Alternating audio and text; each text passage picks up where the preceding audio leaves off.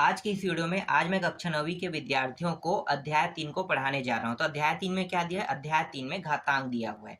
तो घातांक क्या होता है, तो थोड़ा सा मैं आपको जानकारी दूंगा घातांक के बारे में। देखो, घातांक जो होता है, चाहे कोई भी चर राशि हो या अचर राशि हो। जैसे चर राशि क्या है? एक्स, वाई, ये जेड, ये सभी के सभी क्या है? चर राशि। और अचर राशि क्या है? ए, बी, सी, एम, एन, ये सब के सब अचर राशि है। और यहाँ पे मैं ले लेता हूँ संख्या को भी लेता हूँ, 10, 5, 8। इनके ऊपर जो भी घात लगेगा उसे हम क्या कहते हैं? घातांक कहते हैं। जैसे मान लो इसके ऊपर 5 घात लगा, इसके ऊपर x घात लगा, इसके ऊपर a घात लगा, इसके ऊपर मैं 10 ले लेता हूँ, इसके ऊपर b घात ले लेता हूँ, इसके ऊपर a घात ले लेता हूँ। ये हो गया m घात, ये हो गया n घात। ठीक, तो देखो यहाँ पे सभी में किसी न किसी रूप में इसके ऊपर घात लगा है। अब घात चाहे चर हो, अचर हो, कुछ भी हो सकता है। यहाँ तक के अंडर रूट के अंदर भी इस तरह से हो सकता है घात। तो देखो, 8 का जो घात है वो अंडर रूट ए भी हो सकता है। तो ये सब के सब क्या कहलाता है? ये सब के सब घातांक कहलाता है। ठीक है, ये सभी के सभी क्या है? घात है, मतलब ये सभी के सभी क्या है? घातांक है इसके। समझ में आ गया? ये सभी क्या कहलाएगा? घातांक कहलाएगा। तो घात आपको पता चल गया। चलो अब प्रश्नावली के प्रश्नों को देखते हैं। तो देखो, प्रश्नावली 3.1 का पहला प्रश्न क्या है? निम्नलिखित के मान ज्ञात कीजिए। अब इसमें 3 प्रश्न दिए हुए, इनमें से पहला देख लेते हैं। तो देखो, पहला प्रश्न क्या है?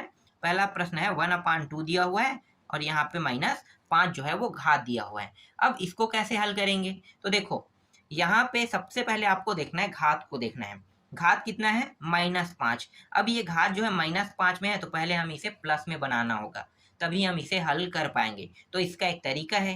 क्या तरीका है? अगर इस तरह से 2 पद दिया रहेगा, ठीक है, पहला पद 1 है और दूसरा पद क्या है? 2 है।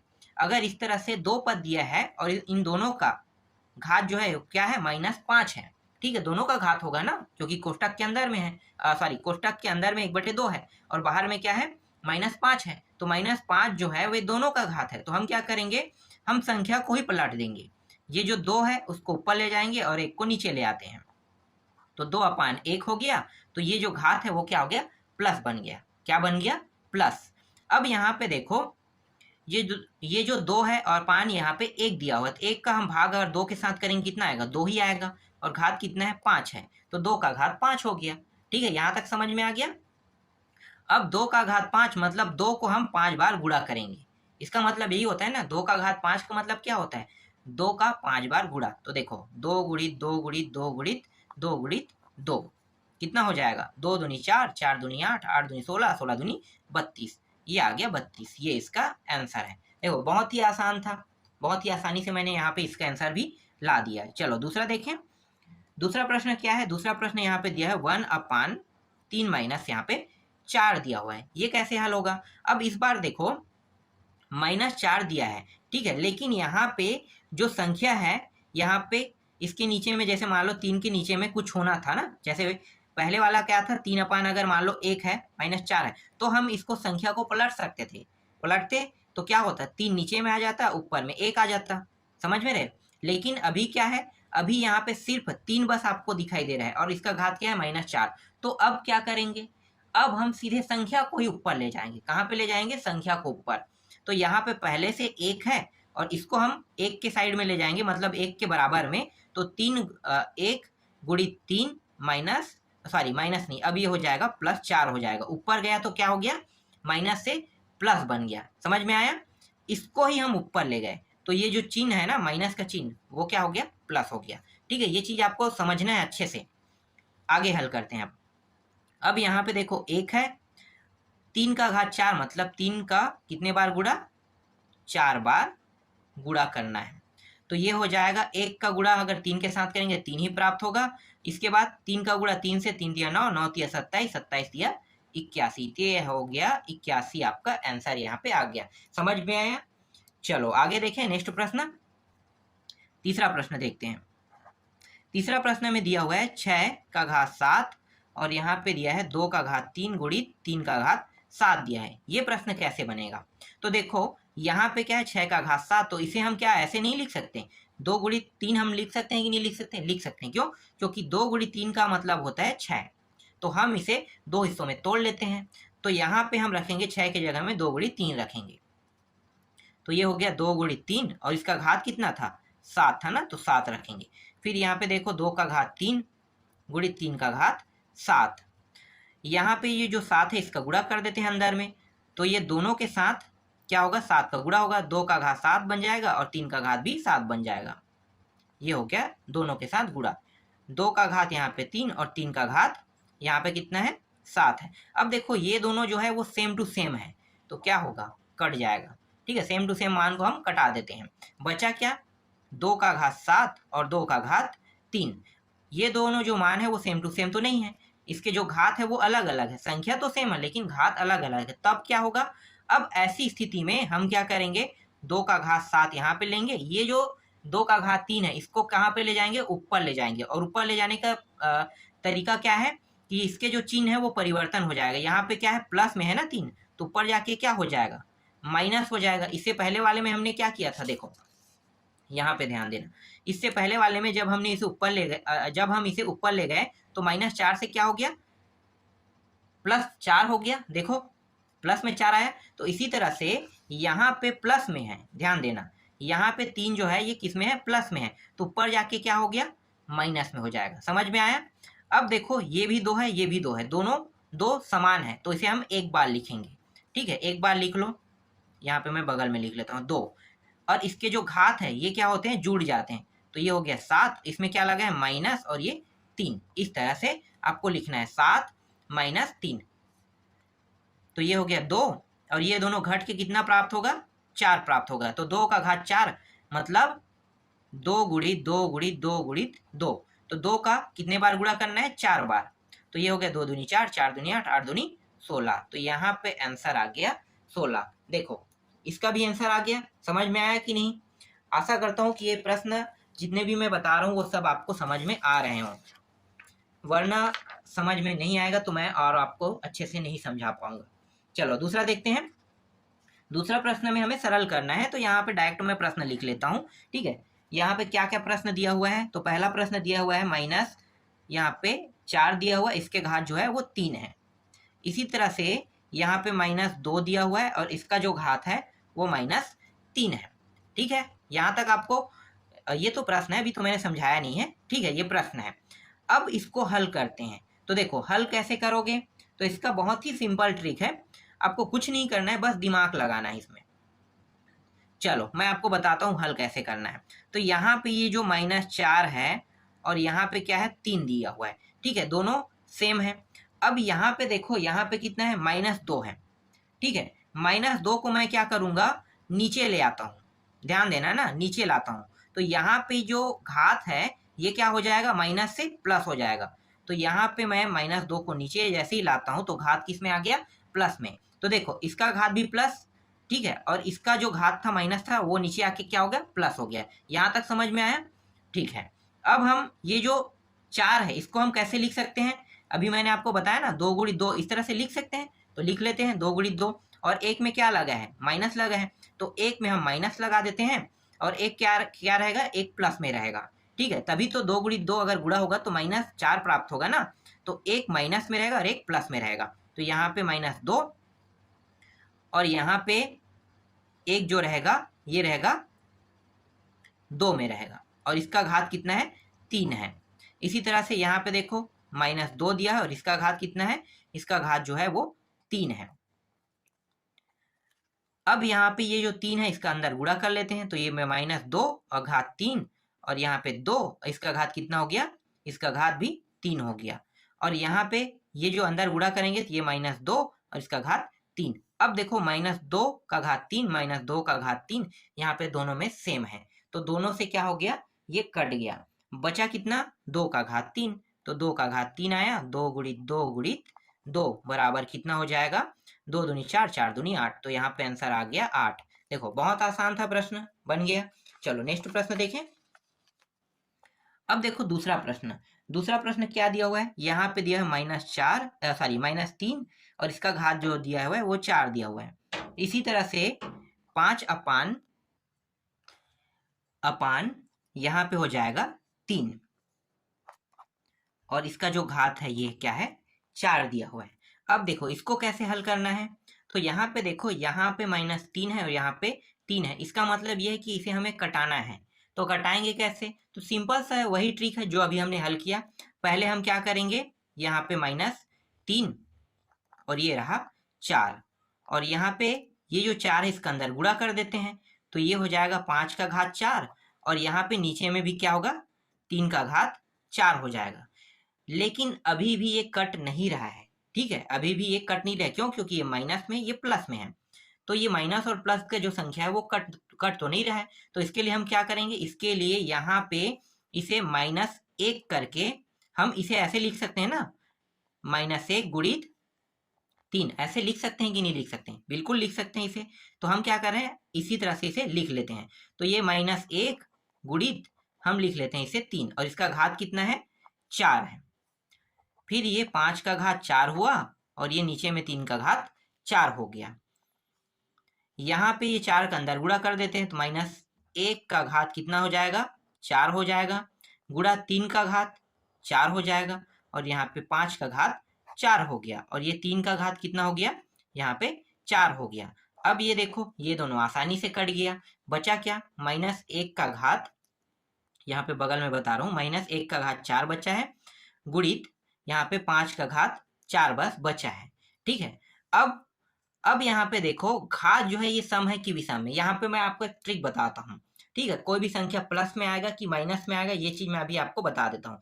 अगर घात सम है तो मान जो है वो प्लस में रहेगा, और घात विषम है तो मान जो है वो माइनस में रहेगा। तो यहाँ पे देखो, घात सम है, इसका मतलब क्या है कि 1 का अगर मैं 4 बार गुणा करूंगा तो मुझे मान प्लस में ही प्राप्त होगा। मैं इसको आपको दिखाता हूँ कैसे, क्योंकि ये सम संख्या है तो पॉसिबल है कि वही होगा, प्लस ही होगा। -1 गुणित -1 गुणित -1 गुणित -1, देखो ये माइनस प्लस गुणा होके क्या हो गया, माइनस और प्लस गुणा होके क्या बन गया, माइनस प्लस गुणा, माइनस माइनस गुणा होके क्या हो गया, माइनस माइनस गुणा होके प्लस बन गया, और ये दोनों माइनस माइनस गुणा होके क्या हो गया, प्लस हो गया। अब दोनों प्लस प्लस हो गया, और प्लस प्लस का गुणा करोगे तो क्या प्राप्त होगा, प्लस ही प्राप्त होगा ना। इसीलिए प्लस संख्या जो है, यहाँ पे क्या है, -1 है ना, तो -1 जो है, अगर इसका घात जो है अगर सम है तो क्या लिखना है आपको, प्लस में मान लिखना है। तो ये +1 बन गया हल होके, ठीक है, क्या बन गया, 1 बन गया। और यहाँ पे क्या है, 5 का घात 4 है, तो 5 का घात 4, तो इसे 5 का घात 4 इस तरह से लिख लो। 1 गुणित 5 का घात 4, मतलब 5 का 4 बार गुणा करना है, ये हो रहा 4 बार गुणा।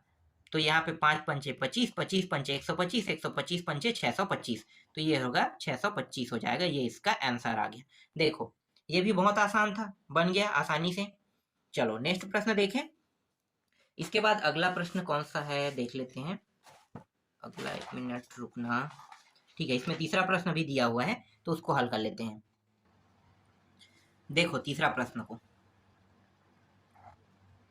तीसरा प्रश्न में यहाँ पे -5 दिया है और इसका घात 3 दिया हुआ है, और यहाँ पे भाग है और 5 दिया हुआ है और इसका घात -7 दिया हुआ है। ये कैसे हल होगा, तो भाग का मतलब होता है बटा में लिखना। देखो -5 का घात 3 और यहाँ पे है 5 और ये क्या है, -7 है।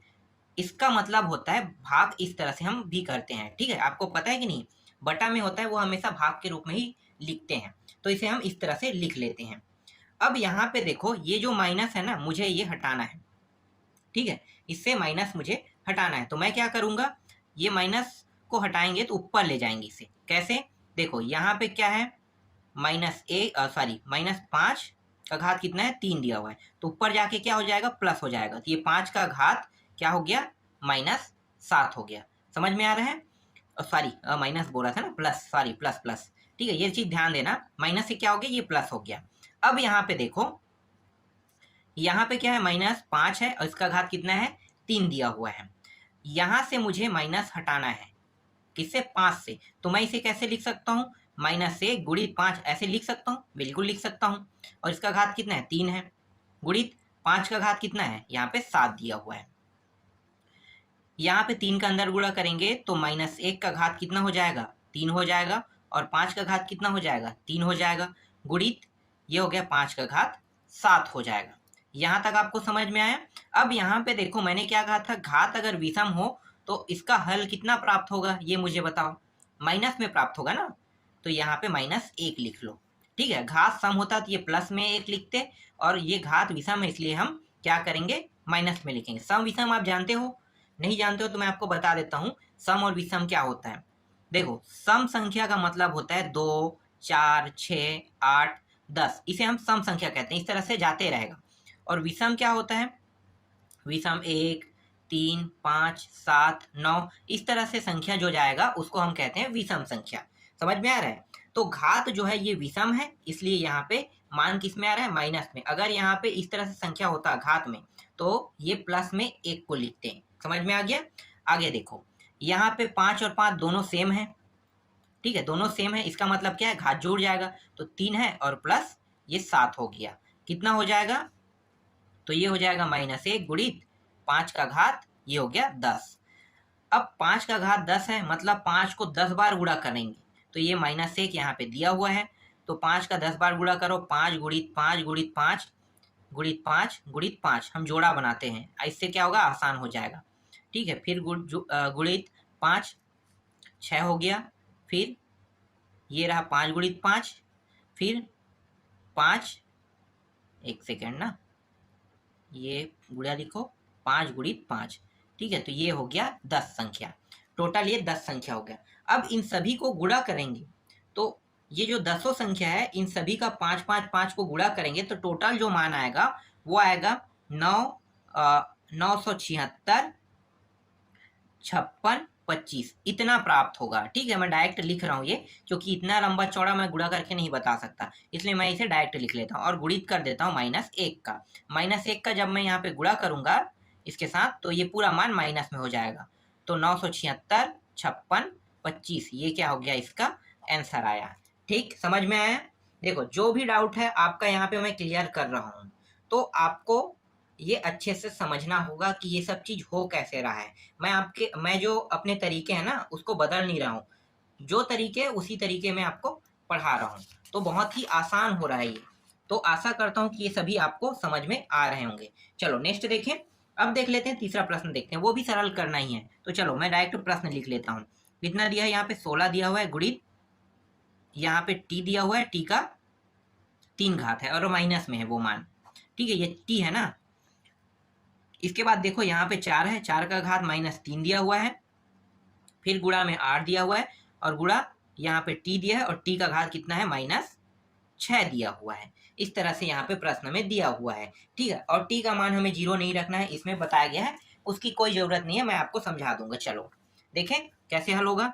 तो देखो, यहाँ पे जो कट रहे हैं पहले उसको कटा दो, सीधी बात है। ठीक है, जो कटेगा उसको हम कटा देंगे। तो यहाँ पे 8 कट रहा है, 8 दूनी 16, ये कट गया, कटा दो। जो कटेगा उसको कटा देना है आपको। तो ये दोनों कट गया, मैं बगल में हल कर रहा हूँ ना। अब यहाँ पे बचा क्या, 2 बचा, गुणित t का घात -3 बस बचा है, और नीचे में क्या है, नीचे में है 4 है और -3 दिया हुआ है, और यहाँ पे t का घात -6 दिया हुआ है। इस तरह से हम क्या करेंगे, ये जो दोनों मान है ना उसको ऊपर ले जाएंगे। ठीक है, दोनों मान को हम ऊपर ले जाते हैं। तो देखो कैसे हल होगा, यहाँ पे 2 ऊपर में है, गुणित यहाँ पे t-3 ऊपर में है पहले से, इसको हम ऊपर ले जाएंगे। 4 का घात -3 तो किस में है, माइनस में, तो क्या हो जाएगा, ऊपर जाके ये हो जाएगा प्लस में हो जाएगा। समझ में आ रहा है, प्लस में हो जाएगा। जैसे हम नीचे से ऊपर ले जाते हैं, इसके जो चिन्ह है वो क्या होता है, परिवर्तन होता है। तो माइनस से कहाँ पे गया है, ऊपर जाके प्लस हो गया। अब इसी तरह से इसको भी ऊपर ले जाएंगे, तो इसके भी घात क्या हो जाएंगे, माइनस से प्लस हो जाएगा, तो ये +6 यहाँ पे प्राप्त हो गया। अब यहाँ पे देखो, यहाँ पे और यहाँ पे ये दोनों संख्या है। ठीक है, एक साइड में लिख लेते हैं, तो ये हो गया 2 गुणित 4 का घात यहाँ पे 3, और यहाँ पे ये दोनों है, इसको एक साइड में लिख लेते हैं, तो ये हो गया t-3 गुणित t यहाँ पे कितना है, 6 है। इसको हल कर लेते हैं, तो 2 गुणित यहाँ पे हो गया 4 गुणित 4 गुणित 4, इस तरह से हम लिख सकते हैं। 4 का घात 3 मतलब 4 को हम 3 बार इस तरह से लिख सकते हैं। अब यहाँ पे देखो दोनों t जो है सेम है, तो हम क्या करेंगे, t को एक बार लिखेंगे, और ये जो दोनों संख्या है ना इसको हम क्या कर देंगे, जोड़ देंगे। तो ये माइनस में है और इसको जोड़ेंगे तो ये +6 हो जाएगा। ठीक है। जब दोनों संख्या सेम दोनों जो मान है यहाँ पे देखो टी और टी दोनों जब समान है तो क्या होते हैं, घात जो है जुड़ जाता है। तो ये माइनस में -3 और ये प्लस में +6, इस तरह से आपको लिखने हैं। यहाँ पे इसको हल कर लेते हैं तो देखो ये कितना होगा, यहाँ पे इसको कर लेते हैं तो ये हो जाएगा 4 चौक 16, 16 चौक 64, 64 दूनी कितना होता है 128, तो ये आ गया 128 प्राप्त हो गया। और यहाँ पे इन दोनों को हल करेंगे तो ये माइनस में ये प्लस में घट जाएगा तो टी का घात कितना बचेगा, 3 बचेगा। तो यहाँ पे जो आपका आंसर आ गया वो आ गया 128 टी का 3 घात, यही क्या है इसका आंसर है। देखो बहुत ही आसानी से आंसर आ गया, कुछ नहीं करना है, बस अपना दिमाग लगाना है और जैसे मैं हल कर रहा हूँ वैसे आपको हल करना है। अलग तरीकों का उपयोग नहीं करना है, जैसे अदर चीज़ों में करते हैं ना, कई प्रकार से ये हल होता है, सिर्फ इसके हल करने के एक तरीके नहीं है, कई तरीके हैं। तो कई तरीकों से इसे हल किया जा सकता है, उत्तर जो है आपका आएगा ही आएगा। ठीक है, चलो देखें दूसरा प्रश्न। अब देखो दूसरा प्रश्न क्या है। दूसरा प्रश्न यहाँ पे दिया है 1/3 दिया हुआ है और इसका घात कितना है -1 दिया हुआ है। फिर यहाँ पे देखो 1/, यहाँ पे 4 दिया हुआ है और इसका घात भी क्या है -1 है। अब ये भी दोनों इस कोष्टक के अंदर में इसका घात दिया है -1 दिया है। अब ऐसे प्रश्नों को कैसे हल करेंगे, तो देखो सबसे आसान ये होगा कि हमें क्या करना है, हमें सबसे पहले ये माइनस हटाना है। ठीक है, माइनस हटाने का तरीका क्या है, मैंने बताया था कि माइनस हटाने का तरीका क्या है, नीचे के मान ऊपर, ऊपर के मान को नीचे ले आओ, तो ये यहाँ से माइनस हट जाएगा। तो हटा लेते हैं, तो यहाँ पे हटाएंगे तो ऊपर गया 3 और नीचे में आ गया 1। तो ऐसे जैसे हमने इस प्रक्रिया को किया ये प्लस में हो गया। फिर यहाँ पे भी माइनस है, माइनस लगा देते हैं। अब यहाँ पे देखो 1 4, इसको भी वैसे ही करेंगे, नीचे का मान ऊपर, ऊपर का मान नीचे ले जाते हैं। तो यहाँ पे 4 और 1 हो गया, इसका घात भी क्या इसमें बन गया, प्लस में बन गया। अब ये पूरे घात क्या है इस तरह से लिखो और ये -1 हो गया। यहाँ तक समझ में आया। ठीक है, अब 1 का अंदर गुणा कर देते हैं जो घात है उसको, तो ये हो जाएगा 3 का घात 1 रहेगा। मतलब अगर हम 1 का जो घात 3 है, सॉरी जो यहाँ पे घात 1 है ना, अगर अंदर में गुणा करेंगे तो क्या होगा, वही मान प्राप्त होगा। तो हम इसको कैसे लिख सकते हैं, 3 और यहाँ पे माइनस, डायरेक्ट हम 4 लिख लेते हैं। ठीक है, इस तरह से पूरा प्रक्रिया करने की जरूरत नहीं, इतना ही बचेगा। और इसका जो घात है पूरे का ये क्या है -1 है। आगे हल करो इसको तो यहाँ पे घट जाएगा, घटाने में कितना प्राप्त होगा, घटाने पर यहाँ पे -1 प्राप्त होगा और ये घात रहा है -1 है।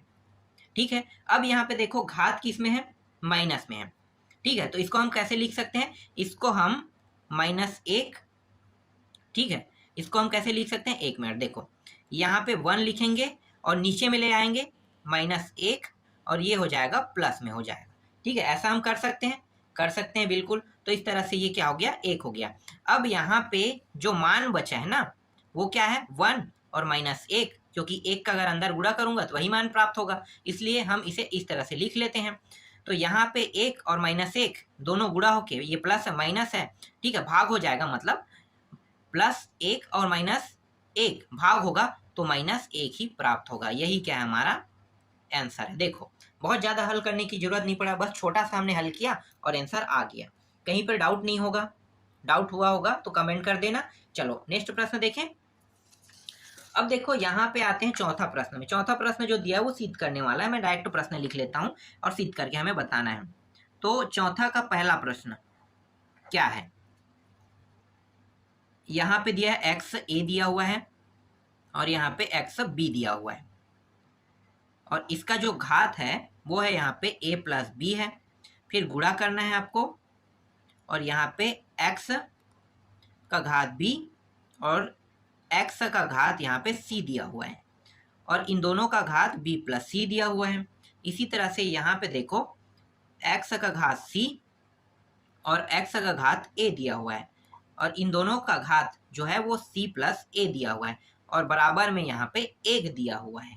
ठीक है, हम क्या करेंगे, लेफ्ट हैंड साइड को लेकर चलेंगे और राइट हैंड साइड को हम सिद्ध करेंगे। तो ये हमारा लेफ्ट हैंड साइड है, मतलब बायां भाग, और ये हमारा दायां भाग है। तो हम इसको लेकर चलेंगे और ये वाला हमें सिद्ध करना है। अगर हम इनको हल करते हैं तो हमारा मान अगर 1 आता है तो हमारा जो आंसर है वो सही आया होगा। ठीक है, सही आएगा। तो देखते हैं आ रहा है कि नहीं आ रहा है। तो चलो हल करते हैं। तो यहाँ पे हम पहले इस कोष्टक के अंदर को हल कर लेते हैं। तो यहाँ पे देखो दोनों x में है। ठीक है, तो इसको x को ऊपर ले जाते हैं तो ये XA है पहले से।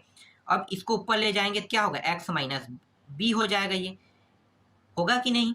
ये प्लस में तो क्या हो जाएगा, माइनस में हो जाएगा, और इन दोनों का घात कितना है, ए प्लस, यहाँ पे बी दिया हुआ है। इसी तरह से सभी को करेंगे तो ये हो जाएगा एक्स बी है यहाँ पे ऊपर में, और नीचे में क्या है, एक्स सी है, तो ऊपर ले जाएंगे क्या हो जाएगा, ये हो जाएगा एक्स माइनस सी हो जाएगा, और इसका घात क्या है, B minus sorry B plus C है। इसी तरह से देखो एक्स सी है यहाँ पे, और इसका घात क्या है, नीचे वाले का देखो ए है, तो उसको ऊपर ले जाएंगे क्या हो जाएगा, माइनस में ए हो जाएगा, एक्स माइनस ए, और इसका घात क्या है, सी प्लस ए दिया हुआ है। ठीक, यहाँ तक समझ में आ गया। चलो अब क्या करेंगे, ये देखो ये दोनों एक्स एक्स सेम है, इसमें भी एक्स एक्स सेम है, इसमें भी एक्स एक्स सेम है, तो क्या होगा, तो ये इसके घात जो है वो जुड़ जाएगा, तो एक्स ए और इसमें क्या है माइनस बी गुणित, एक मिनट और क्या है यहाँ पे, एक सेकंड इसको काटो, यहाँ पे लिखो एक्स ए माइनस बी, देखो दोनों घात जुड़ गया, और इसका घात कितना है, इस पूरे का घात है ए प्लस बी है, फिर गुणित करो, फिर ये देखो दोनों सेम है एक्स एक्स, तो इसका भी घात जुड़ जाएगा बी, और ये हो जाएगा माइनस सी, और इसका घात क्या हो जाएगा बी, ओहो सॉरी यहाँ पे मैं कुछ गलती कर रहा हूँ, गलती क्या कर रहा हूँ पता है, वही चीज़ मैं ना करके यहाँ पे भी मैं गलती कर रहा तो काटा था। चलो फिर से मैं लिखता हूँ उसी को, क्या है ये एक्स सीरीज वाले में, इसलिए बहुत ज़्यादा गलती होने की संभावना बहुत ज़्यादा होता है, इसलिए इसे ध्यान से हल करना है। चलो यहाँ पे फिर से करते हैं, एक्स एक्स दोनों ठीक है, यहाँ पे ए माइनस बी हो जाएगा, अब कोष्टक में लेना है, और ये क्या है ए प्लस बी हो जाएगा, फिर गुणित करो, फिर ये दोनों एक्स है, ये एक्स हो गया, ये बी माइनस सी घात जुड़ गया, और इसके भी घात है बी प्लस सी है। ठीक है, यही गलती मैं कर रहा था, यहाँ पे देखो इसको अंदर में ले रहा था, फिर यहाँ पे इसका घात ले रहा था, तो ये गलत हो जाएगा, हमें क्या करना है, इस तरह से करना है, फिर इसका ऐसा करना है, फिर यहाँ पे गुणित, फिर यहाँ पे देखो एक्स एक्स यहाँ भी है, फिर सी और ए, सी माइनस ए, अब कोष्टक लगाना है, फिर सी प्लस ए, बहुत ही ध्यान से करना है ना आपको। चलो अब करेंगे क्या, ठीक है, तो अब हम करेंगे ये जो दोनों घात है ना, ये भी घात है, ये भी घात है, अब इसका अंदर गुणा कर देते हैं, तो यहाँ पे x हो जाएगा, और यहाँ पे क्या दिया है, a माइनस बी दिया हुआ है, और यहाँ पे क्या है a प्लस बी दिया है, दोनों को गुणा हो जाएगा। इसी तरह से यहाँ भी होगा, b माइनस सी दिया है, और यहाँ पे दिया है b प्लस सी दिया है, इनका भी गुणा हो जाएगा।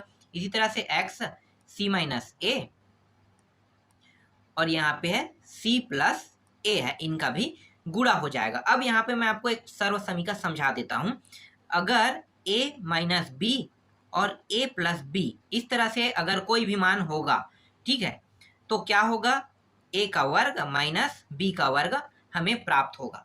ठीक है, a का वर्ग माइनस b का वर्ग हमें प्राप्त होगा। तो देखो इसमें इस तरह से फॉर्म दिया है, मतलब a का वर्ग माइनस b का वर्ग प्राप्त होगा। यहाँ पे देखो ये भी माइनस और प्लस में है, तो मतलब b का वर्ग c का वर्ग प्राप्त होगा, यहाँ पे c का वर्ग और माइनस a का वर्ग प्राप्त होगा। तो चलो लिख लेते हैं, ये जो सर्व समीका है ये बता रहा है कि ये सर्व समीका का नियम यही कह रहा है। ठीक है, तो यहाँ पे x है, यहाँ पे हो जाएगा a का वर्ग माइनस b का वर्ग गुणित x, यहाँ पे b का वर्ग, और यहाँ पे c है, मतलब माइनस c का वर्ग हो जाएगा।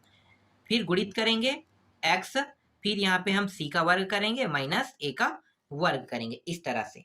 ठीक, यहाँ तक समझ में आ गया। अब यहाँ पे देखो ये सभी जो x है वो सेम है, तो हम क्या करेंगे, इसे एक बार लिख लेते हैं। तो एक बार लिख लो x, फिर यहाँ पे देखो a का वर्ग माइनस b का वर्ग। अब हम इसे जब भी एक बार लिखेंगे तो इनके सभी घात क्या है, जुड़ जाएंगे।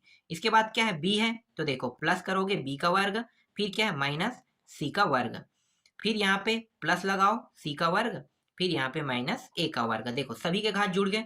अब देखो घात में ये प्लस है, ये माइनस है, ये माइनस है, प्लस है, ये माइनस है, ये प्लस है, कट गया। तो x का जो घात है वो कितना प्राप्त हुआ, 0। अगर x का घात 0 प्राप्त होता है, इसका मतलब है कि इसका मान कितना आएगा, 1 आएगा।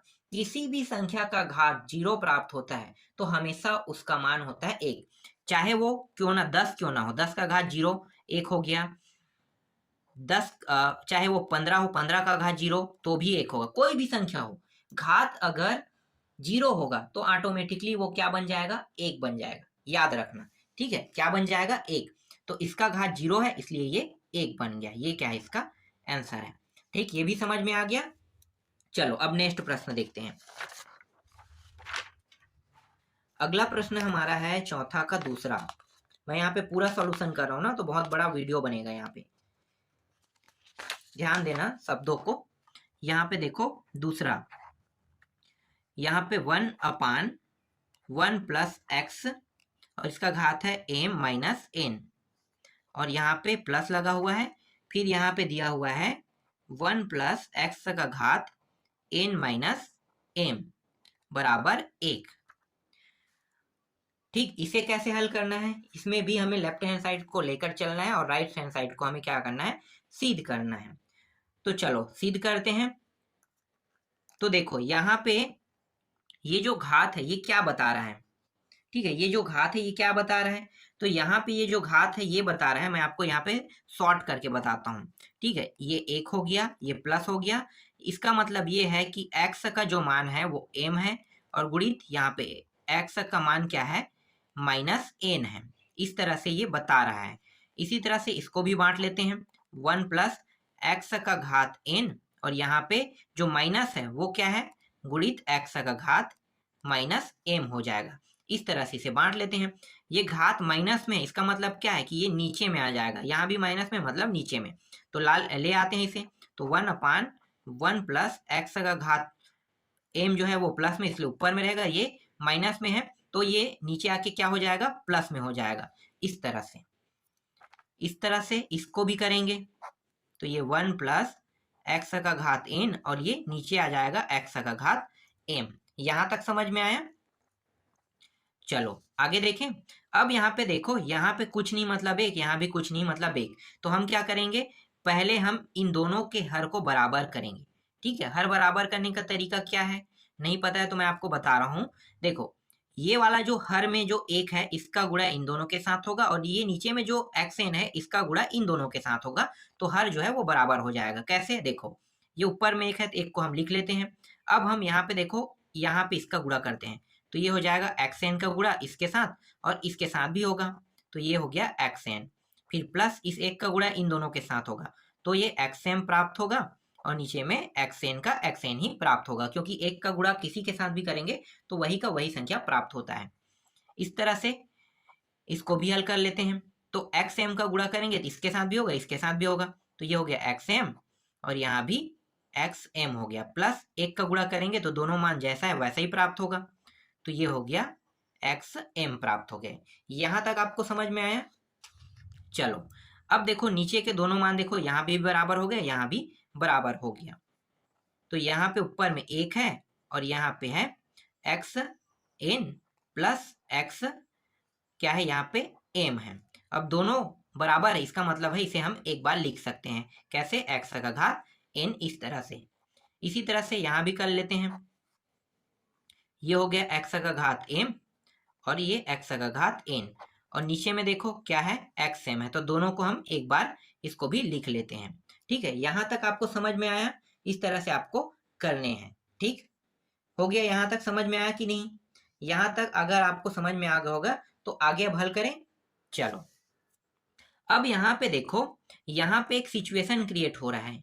कौन सा, कि देखो ये पहला पद है, ये दूसरा पद और ये तीसरा पद, 3 ही पद हमें दिखाई दे रहा है। जब भी हम इस तरह के प्रश्न को हल करते हैं तो हमारे पास 4 पद होने चाहिए। अब हमारे पास तो सिर्फ 2 ही पद हैं, तो हम कैसे हल करेंगे। तो ध्यान देना, यहाँ पे आपको सिर्फ एक पद दिखाई दे रहा है और दूसरा और तीसरा ही दिखाई दे रहा है, एक पद जो है वो गायब है। तो किसका पद गायब है, क्या इन दोनों के पद गायब है या एक का पद गायब है। तो यहाँ पे एक का पद गायब है। कैसे, एक के ऊपर अगर हम 1 लगा देंगे, ठीक है, एक तो ऊपर में है, पहला के बाद दूसरा पद जो है ये 1 का होना था, इसके बाद ये तीसरा, ये चौथा पद, तो आप इस तरह से लिख लो xn प्लस xm, और ये हो जाएगा xn। इसी तरह से 1/1 ये भी हो जाएगा, और ये हो जाएगा xm प्लस xn, और ये हो जाएगा xm। अब कुछ लोगों को यहाँ पे डाउट होगा कि एक जो है वो कहाँ से आ गया, तो मैं आपको बता दूं कि इस तरह से सिचुएशन अगर क्रिएट होता है 3 पद वाला, तो हमेशा एक पद जो होता है वो विलुप्त होता है। तो अगर आपको इसे पहचानना है तो कैसे पहचानोगे, अभी तक हमने हल किया था इन दोनों को, ठीक है, तो नीचे से गिनो ये चौथा है, ये तीसरा है, और इसको ऊपर से गिनो तो ये पहला है, तो बचा कौन सा? दूसरा ना। तो यहाँ पे इसीलिए यहाँ पे एक यहाँ पे आ गया, इसलिए यहाँ भी एक आ गया। समझ में आया? हम जिसको हल करते हैं ना, अगर उसका मान हमें पता है तो उसको हम पहला दूसरा से गिनेंगे, अगर नहीं पता है तो हम क्या करेंगे? नीचे से गिनेंगे।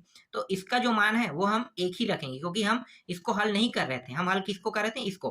तो ये चौथा हो गया और ये तीसरा हो गया, ये भी चौथा, ये तीसरा, पीछे से गिने। अब ये जो बचा है उसको ऊपर से गिनते हैं, पहला से, तो पहला हो गया। तो हमने अभी दूसरा का जिक्र किया है नहीं, तो क्या करेंगे? दूसरा जो है ये एक है। अब हमारे पास 4 पद हो गया, तो इसका नियम क्या होता है? पहला और चौथे का गुणा और दूसरा और तीसरे का गुणा हो जाता है। इसमें भी वैसा ही होगा, पहला और चौथे का गुणा और दूसरा और तीसरे का गुणा होगा। तो पहला और चौथे का गुणा मतलब यहाँ पे एक का गुणा एक्स एन के साथ होगा, और दूसरा और तीसरा मतलब एक का गुणा किसके साथ होगा? X n plus x m के साथ होगा। फिर यहाँ पे प्लस है, इसी तरह से देखो ऊपर में जाएगा, ये एक्स एम हो गया, और नीचे में क्या है? एक्स एम प्लस एक्स, ये हो गया एन हो गया। इस तरह से गुणा हो गया। समझ में आया? अब यहाँ पे देखो, ये जो मान है ना, दोनों सेम है। ठीक है, एक्स एन, यहाँ भी एक्स एन प्लस में है, प्लस में है, और एक्स एम दोनों मान सेम है। इसका मतलब इसे हम एक बार लिख सकते हैं, एक्स एन, इसका गुणा करेंगे तो यही मान प्राप्त होगा, इसलिए हमें इसे गुणा करके बनाने की जरूरत नहीं है। ठीक है, तो बचा क्या? ये और ये बस बचा है, दोनों मान सेम है, तो इसे एक बार लिख लेते हैं, और ये हो गया एक्स एम। ऊपर में देखो दोनों जुड़ जाएगा, तो क्या होगा? X n plus x m हो जाएगा। अब देखो दोनों मान ये भी सेम सेम है, तो क्या क्या होगा? कट जाएगा एक एक बार में, एक बार में ये भी कट गया, एक बार में ये भी कट गया। तो यहाँ पे 1/1 प्राप्त हुआ। इसका मतलब क्या है? इसको भाग देंगे तो एक ही प्राप्त होगा। तो ये राइट हैंड साइड क्या हुआ? सिद्ध हुआ। समझ में आया? इस तरह से आपको हल करने हैं। अगर आपको वो पहला, दूसरा, तीसरा, चौथा वाला समझ में नहीं आया होगा तो मैंने इससे रिलेटेड कई वीडियो बनाया है, तो आपको अगर आप आगे बढ़ते जाओगे तो आपको धीरे धीरे वो समझ में आ जाएगा। चलो आगे देखें, नेक्स्ट प्रश्न। अगला प्रश्न जो है वो 5वां प्रश्न को हमें देखना है, और थोड़ा अलग तरीके से अब हल होगा। देखो 5वां प्रश्न में हमें क्या बताना है? निम्नलिखित संख्याओं को मानक रूप में लिखिए। मानक रूप में लिखना है। यहाँ पे जो संख्या है ना, बहुत लंबा चौड़ा दिया हुआ है। देखो मैं बताता हूँ, यहाँ पे 0 लिखा हुआ है, 0 के बाद देखो कितने संख्या है, मैं गिन लेता हूँ। यहाँ पे कितने 0? 1 2 3 4 5 6 7 8 9 10 11 12 13 14। ठीक है, तो कुल जो है वो 14 मान है, और यहाँ पे जो 0 दिया हुआ है उसको लिख लेते हैं 1 2 3 4 5 6 7 8 9 10 11। ठीक है, 11 0 है, इसके बाद है 8 5 और 2 दिया हुआ है, तो 12 13 14, कुल मिला के 14 संख्या है। तो जोड़ा बना लो तो आसान रहेगा, इस तरह से पता रहेगा कि कितने 0 है। ठीक है, देखो 1 2 3 4 5, 5 जोड़ा मतलब 10, और ये 11वां संख्या 12 13 14। इस तरह से प्रश्न जो है वो दिए हुए हैं। इसका अब हमें मानक रूप लिखना है। तो देखो मानक रूप कैसे लिखते हैं? बहुत ही आसान प्रश्न है मानक रूप लिखने वाला, ध्यान देना। देखो यहाँ पे संख्या में क्या है? ये तो सब 0 में है, तो इसका कोई वैल्यू नहीं है। ठीक है, ये 0 जो है इसके कोई वैल्यू नहीं, लेकिन 852 है इसका बहुत वैल्यू है, तो हम क्या करेंगे? 852 को यहाँ पे लिख लेंगे। 852 हमारा मेन संख्या है। अब ध्यान देना, यहाँ पे ये जो दशमलव लगा है इसको हम 1 लिखते हैं।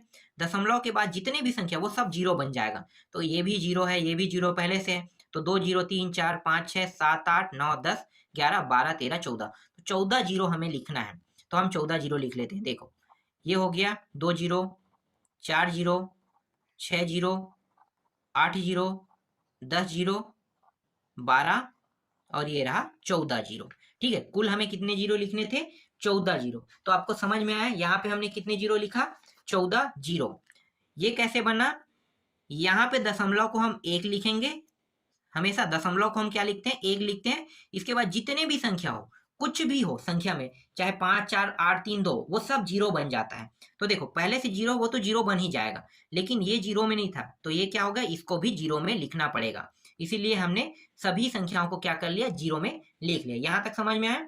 चलो अब इसको हम थोड़ा सा अलग तरीके से लिखते हैं। 552, इसको हम लिख लेते हैं 10 के घात में कितने 0 है? 14 0, तो 14 घात लिख लेते हैं। ये हमेशा 10 का ही घात होता है।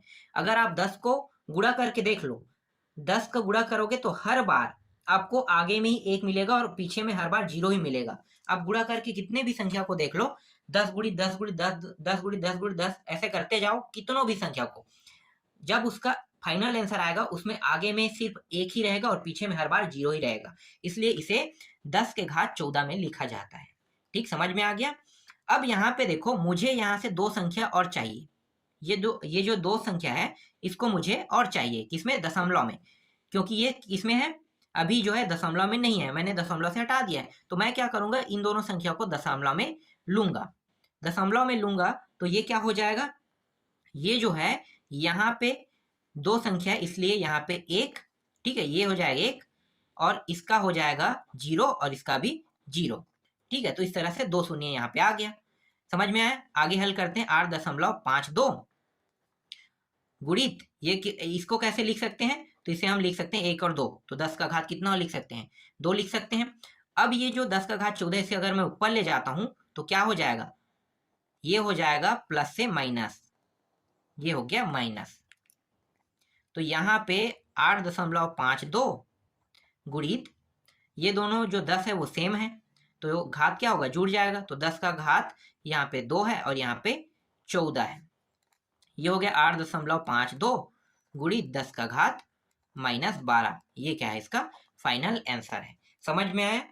अभी मैंने क्या किया, अगर आपको समझ में आया तो दोबारा इस वीडियो को देखना, आपको अच्छे समझ में आ जाएगा। चलो दूसरा देखें। देखो दूसरा क्या है, दूसरा जो प्रश्न है उसमें दिया हुआ है, यहाँ पे 1 मिनट ना, लाइट बंद हो गया है इसलिए थोड़ा सा दिक्कत हो रहा है। यहाँ पे संख्या दिया हुआ है 8 यहाँ पे दिया है और 2 दिया हुआ है, 802। इसके बाद कितने संख्या है उसको भी मुझे देखना पड़ेगा। तो इसके बाद दिया हुआ है संख्या 13 जीरो है। देखो इसके बाद कितने जीरो है, 13, तो मैं यहाँ पे 13 जीरो लिख लेता हूँ। 1 2 जोड़ा बनाते जाएंगे, 4 6 8 10 12 और एक 13 जीरो हमें लिखना था, क्योंकि 802 के बाद 13 जीरो था। तो अगर हमें इसे लिखना है तो हम इसे कैसे लिख सकते हैं, 802 हम लिख सकते हैं गुणित, यहाँ पे कैसे लिखेंगे, 10 का घात, हम जितने जीरो है उसको कैसे लिख सकते हैं, इस तरह से लिख सकते हैं, बिल्कुल लिख सकते हैं। ठीक है, तो 10 का घात ये 13 हो गया। अब मुझे यहाँ से 2 संख्या चाहिए। ठीक है, इसको मैं लिख लेता हूँ 8.02। अभी यहाँ पे दशमलव नहीं है ना, इसे काट लो। अभी यहाँ पे दशमलव, ये 802 है पूरा पूरा। ठीक है, 802। अब यहाँ पे मैं 2 संख्या को लेना चाहता हूँ, तो इसको मैं कैसे करूंगा, यहाँ पे 10 का घात 13 पहले से दिया है और यहाँ पे 2 शून्य ले रहा हूँ, मतलब दशमलव का 1 और इसका 1 शून्य और इसका भी 1 शून्य, तो ये इस तरह से बन जाएगा। तो ये हो गया 8.02 गुणित 10 का घात 13 और इसको भी मैं लिख सकता हूँ, कैसे लिख सकता हूँ, 10 का घात 1 और 2, तो 2 लिख सकता हूँ। ठीक, यहाँ पे हो गया 8.02 गुणित 10 का घात 13 और यहाँ पे 10 दोनों सेम है तो इसके घात क्या हो जाए, जुड़ जाएगा, तो ये जोड़ दो, तो ये हो जाएगा 8.02 गुणित 10 का घात 15। यही क्या है, इसका फाइनल आंसर है। समझ में आया ये प्रश्न? बहुत ही आसान था इसलिए थोड़ा फास्ट में हल कर रहा हूँ। चलो आगे देखें, तीसरा देख लेते हैं। तीसरा प्रश्न क्या है, 4 1 9 6 दिया हुआ है, इसके बाद कितने शून्य, 7 शून्य, तो इसको भी जोड़ा के रूप में लिखते हैं, 4 2 6 और एक 7। तो ये हम लिख सकते हैं 4 1 9 6 गुणित 10 का घात कितना लिखेंगे, 1 2 3, मतलब 1 2 3 4 5 6 7, तो ये 7 हो गया। ठीक, समझ में आई ये? अब मुझे यहाँ पे सिर्फ 4 को सिंगल चाहिए।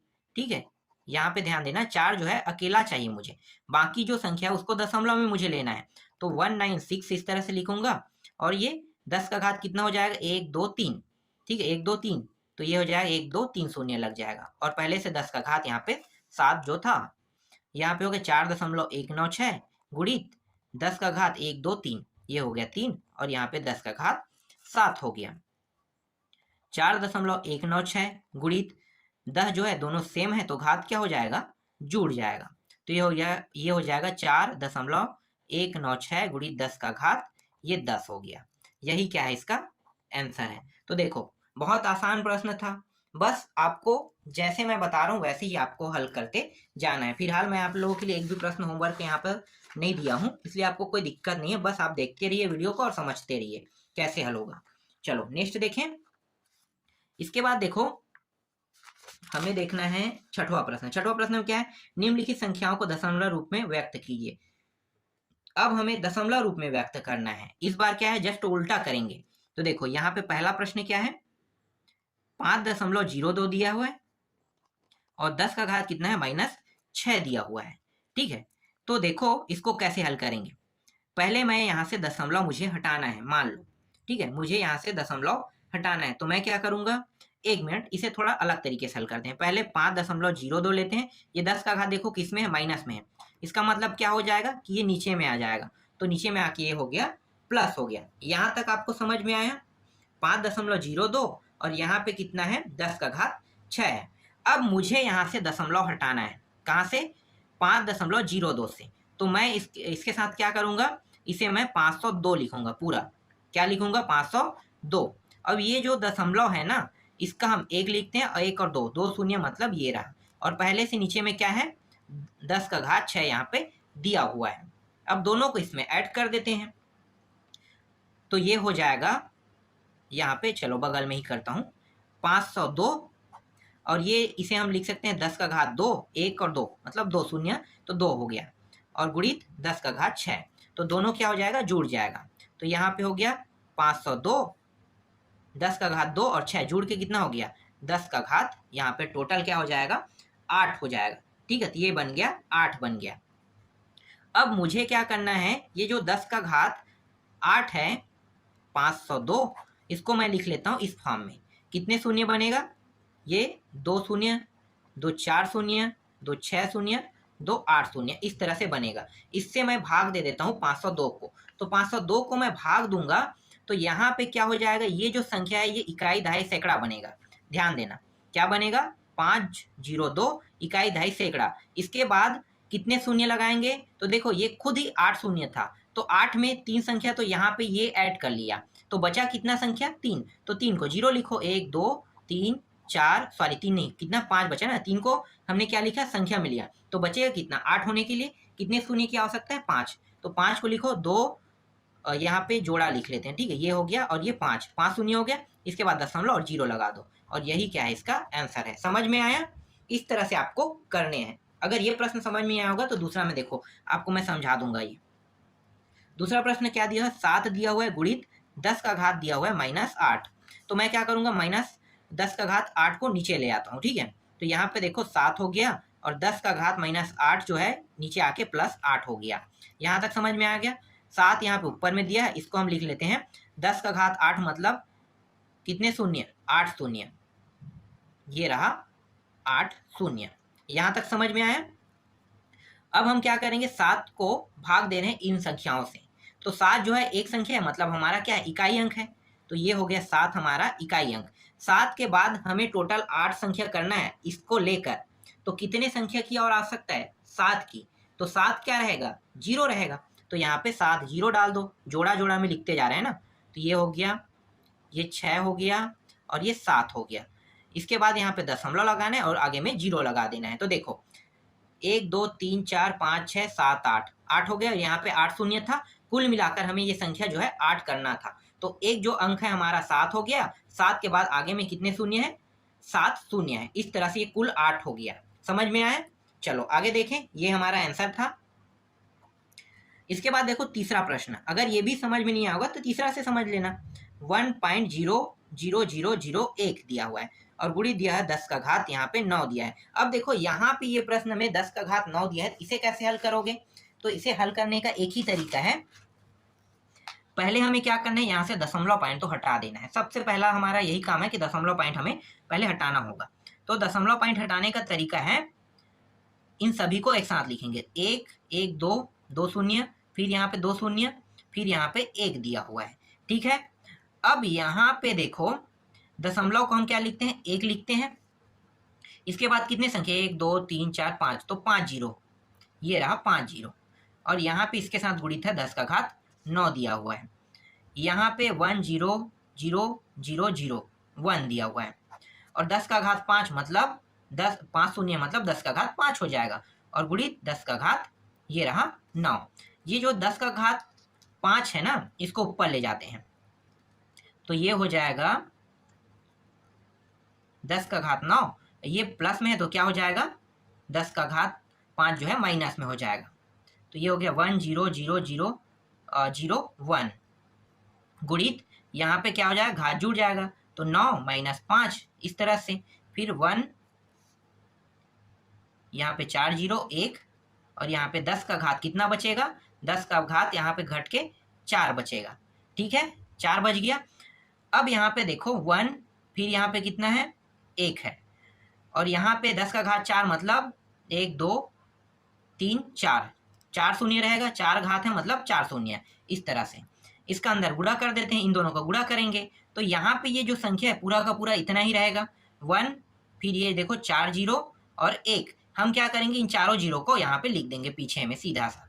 ठीक है, क्या करेंगे, 1 2 3 4, ये हो जाएगा, इतना मान आएगा और यही क्या है आपका आंसर है। देखो बहुत आसान था, इतना आसान प्रश्न अभी तक अगर आपने नहीं बनाया है तो आपको बनाना चाहिए, बहुत आसान था। कई लोग मुझे कमेंट करते कि सर आप पूरा बताइए पूरा बताइए। देखो जब मैं हल कर रहा हूँ तो बहुत आसानी से हल हो रहा है, इसीलिए तो मैं पूरा नहीं बता रहा था। बहुत इजी प्रश्न है ना, सभी के सभी आप आसानी से बना लोगे अगर आप एक बार ट्राई करके देखना कोई भी प्रश्न, जिसको मैंने तो पूरा हल कर दिया है फिलहाल, लेकिन आप लोग नहीं बनाते हो ना, इसीलिए आपसे प्रश्न नहीं बनते हैं। चलो 7वां देखते हैं। 7वां क्या है, निम्नलिखित कथनों में संख्या को मानक रूप में लिखे। देखो मानक रूप में लिखना है, इसको कैसे लिखोगे, तो यहाँ पे जो पहला प्रश्न है यहाँ पे दिया क्या दिया है, लाल रक्त कोशिकाओं का आकार 0 यहाँ पे 0 0 इस तरह से करके यहाँ पे कुल जो संख्या है ना वो 6 हो रहा है, टोटल मिला के 7 को करके। तो मैं इससे लिख लेता हूँ, पहला प्रश्न 0.0000, ये हो गया 2 2 4 और यहाँ पे एक शून्य और है और एक 7 है। इस तरह से कुल मिला के कितने संख्या हो गए, टोटल करके 6 संख्या है। यहाँ से मुझे दशमलव हटाना है तो मैं क्या करूँगा, वही तरीका यूज करूँगा। देखो ये 7 इस तरह से लिखूंगा, यहाँ पे दशमलव को हम क्या लिखते हैं, 1 लिखते हैं, 1 2 3 4 5 6, तो 6 जीरो हो जाएगा, ये इस तरह से 6 जीरो। तो ये 7 और 10 का घात कितना हो जाएगा, 6 जीरो मतलब 6 हो जाएगा। तो यहाँ पे 7 हो गया, इस 10 का घात 6 को ऊपर ले जाऊंगा तो ये माइनस 6 हो जाएगा, और ये क्या है, इसका आंसर है। देखो आसानी से हल हो गया। इसके बाद देखो दूसरा प्रश्न क्या है, दूसरा प्रश्न में कहा है कि मैं यहाँ पे प्रश्न लिख लेता हूँ, पृथ्वी का व्यास। ठीक है, यहाँ पे पृथ्वी का व्यास दिया हुआ है, तो यहाँ पे है 1275 और यहाँ पे 6000 दिया हुआ है, इस तरह से मीटर है कह रहा है। ठीक है, ये प्रश्न है, ठीक समझना ना, ये प्रश्न है। अब इसको मानक रूप में व्यक्त करते हैं, तो मानक रूप में कैसे व्यक्त करोगे, ये प्रश्न चलो मैं आप लोगों के लिए होमवर्क देता हूँ, दूसरा प्रश्न, और यहाँ पे जो तीसरा प्रश्न है ना उसको भी मैं होमवर्क के रूप में आपको देता हूँ, क्योंकि अभी भी मैं अभी जो है ना मानक रूप से मैंने 3 प्रश्न बनाए हैं 5वां प्रश्न में, तो मानक रूप से तो आप लोग बना लोगे, इसलिए मैं यहाँ पे ये तीनों मैं आप लोगों के लिए होमवर्क देता हूँ। यहाँ पे क्या है, कागज की मोटाई इतना 0.08 मीटर है। ये दोनों प्रश्न बस आपको होमवर्क के रूप में मिला है, इनको आप बना के देखना, जैसे मैंने बनाया अगर वैसे ही बनाओगे तो आपसे 100% प्रश्न बन जाएगा। इस तरह से ये पूरा प्रश्नावली कंप्लीट हो गया।